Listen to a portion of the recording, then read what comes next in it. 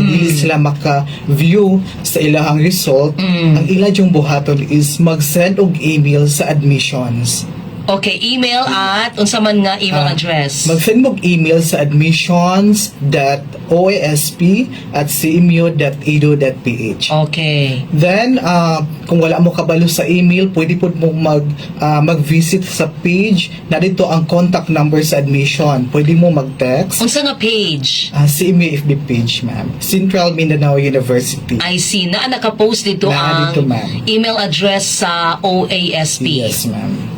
Then, kung mag-send tag email, dapat naka-reflect dito atong name, ato ang LRN number, then atong concern, importante na, kay para makabalo may kung unsa yung concern, unsaon ta mo pag-help sa Yes. inyong problem. So, email and katulad yun, no? Or number, or text. Text or call. Oo. Pero na ba kayo copy sa number ninyo, sir, sa OASP?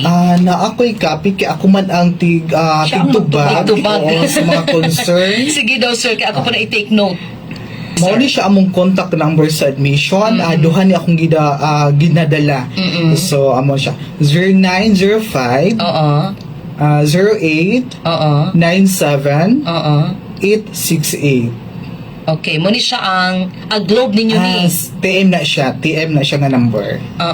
Then globe number 0995 349 3885. Muna siya tong contact number. Pwede mo na At least manawag, natay duha, pwede mo ha? na mag-text. Oo. Admissions dot OASP at cmu.edu.ph dayon or text or call. Text lang. Text or call. Pwede na gid call. Yes, ma'am. Malagrabe Wala na siyang gid ka friendly ang ginatubag. ato ang motubag ingana na gid ka na. accessible ang OASP kay Motubag motubag na gid ang Monday tawag. to Sunday. As Basta in? available lang ni ma'am. Anang Sabado ug Domingo. Namo ko siya gapanawag labi na mag-release og result. Manawag siya anang Sabado o Domingo. Labi na usay gabi manawag. Dili nila gina-off actually Dili mo ni after siya office gina-off. hours. So, murag on call na silang tanan. So ginadala-dala na lang yun Yes, ninyo. ma'am. Okay, ako ba ibigay Dahil naman sa pag office, Saturday diba? ug Basta Sunday apply. dili mi ka help nila ana. So mo lang siyang ilalang buhaton is mag-text na lang. Okay, para pagka Monday amo din siyang ma-address na mo ilang concern.